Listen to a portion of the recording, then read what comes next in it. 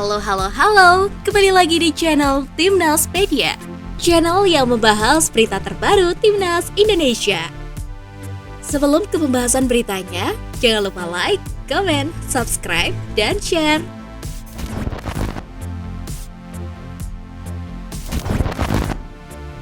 Rafael Struijk mendapatkan kepercayaan pelatih Shin Tae-yong untuk menjadi starter dalam pertandingan debutnya bersama tim nasional Indonesia saat menghadapi Palestina pada laga uji coba resmi pada 14 Juni malam.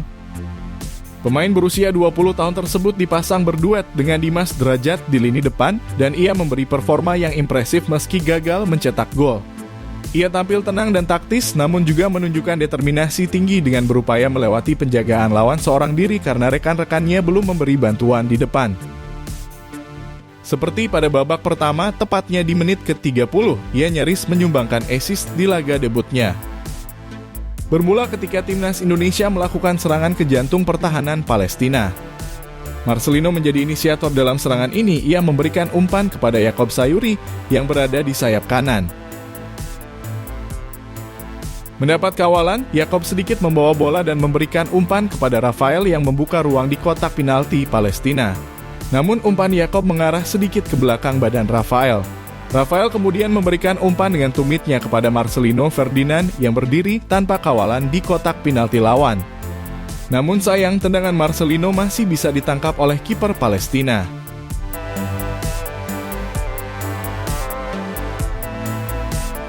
8 menit berselang, tepatnya di menit ke-38, Rafael kembali menunjukkan aksinya. Kala itu, Timnas Indonesia tengah gencar melakukan serangan ke pertahanan Palestina. Ricky Kambuaya mencoba mengirimkan umpan terobosan kepada Rafael yang berlari ke arah kotak penalti lawan. Namun umpan Kambuaya itu masih bisa dihalau pemain belakang lawan. Dengan sigap, Yakob Sayuri menghalau bola dan mengarahkannya kepada Rafael. Tanpa pikir panjang, ia kemudian melakukan tendangan keras ke arah gawang lawan. Namun lagi dan lagi tendangannya tersebut masih bisa ditangkap oleh kiper Palestina. Pada laga melawan Palestina ini, Rafael hanya bermain di babak pertama. Di babak kedua, ia digantikan oleh Dendi Sulistiawan. Namun bukannya semakin baik, justru penampilan timnas di babak kedua malah mengendor. Banyak yang mempertanyakan keputusan STY menarik keluar Rafael. Di laga debutnya ini, ia sukses menghipnotis fans timnas. Beberapa di antara mereka mengaku terkesan dengan penampilan Rafael. Selain itu, Shin Tae-yong pun juga memuji penampilan apiknya bersama Ivar Jenner yang sama-sama debut pada laga tersebut. Rafael dan Ivar memang debut pertama kali sebagai pemain timnas Indonesia dan memang sangat baik performa kedua pemain ini. Mereka masih muda, sampai jauh-jauh datang ke Indonesia, mereka menunjukkan apa yang harus mereka tunjukkan di pertandingan kali ini, ucap Shin Tae-yong usai laga. Pada laga ini, beberapa keputusan STY juga tak luput dari sorotan. Seperti menugaskan Mark Klok turun hingga depan kotak penalti sendiri dan Yakob Sayuri yang dimainkan total menjadi sayap kanan meskipun memiliki posisi asli back. Mengenai hal ini, STY menerapkan taktik menyerang yakni total football. Total football adalah taktik yang populer dipakai timnas Belanda pada era pelatih Johan Cruyff. Ini bukan taktik yang mudah untuk diterapkan, sebab setiap pemain diharapkan punya kebersamaan saat menyerang dan bertahan. Meski telah menerapkan pola permainan total football, timnas Indonesia tak bisa mengalahkan Palestina. STY pun hasil ini.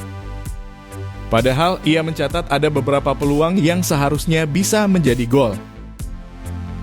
Harusnya kita bisa cetak 2-3 gol hari ini, ungkap Shin Tae-yong dalam sesi jumpa pers usai pertandingan.